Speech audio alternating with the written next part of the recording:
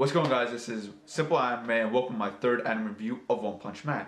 Now, I did combine my review of episode 2 and 3. Link is in the description below. But this review is going to be on episode 4. Now, we were introduced right away with a character named Speed O Sound Sonic, which sounds like Sonic the Hedgehog, Speed of Sound, like how the theme song goes for him. But regardless, he was the first villain who was a human so far and didn't get blown to bits. Yes, he did get punched in the nuts and probably has a mangina now.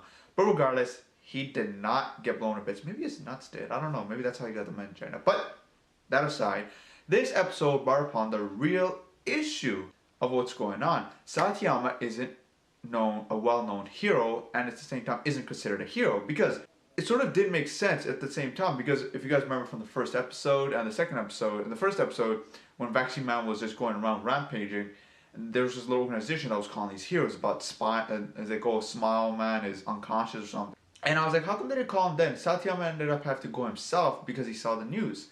And during the second episode, when the mosquitoes were heading towards the city he lives in, how come they didn't call him then, saying, you know what, hey, there's a swarm of mosquitoes coming, we don't know what the hell the issue is, could you please check it out? And I was like, what's going on? How come they didn't call him then either?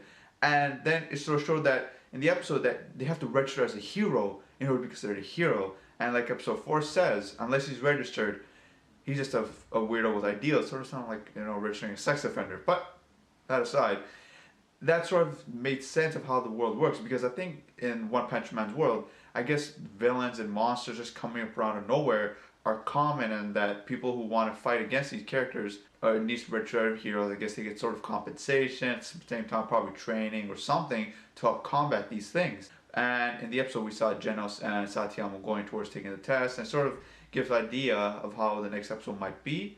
Maybe it's going to be like written test. Like, just knowing One Punch Man, it's probably going to be a written test with maybe a combat test. It might be a combat test. Or it might be just going and signing your name. Yeah, you're a registered hero. Which probably does seem a possibility for One Punch Man.